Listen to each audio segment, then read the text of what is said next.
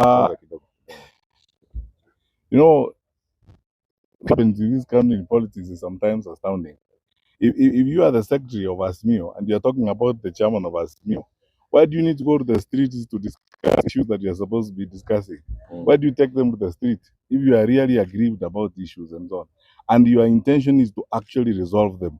Why do you go to the street? Why don't you call a meeting of that organization? And this is why we are talking about orderly, responsive, and responsible government.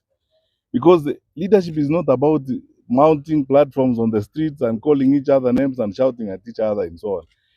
Who needs a street conversation on the campaigns of 2022?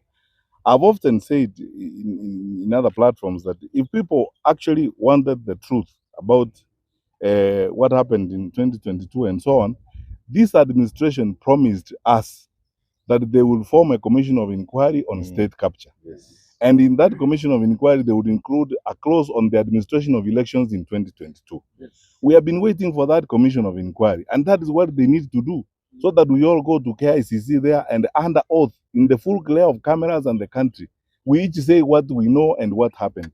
Yes. Some of that truth may be very devastating to some people.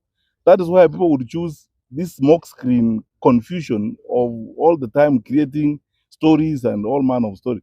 Let the truth be appropriated in an objective manner, not through street talks and so on.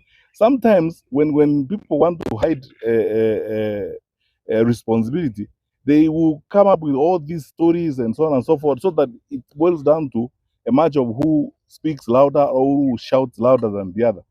Is that really leadership? The answer, in my view, is no.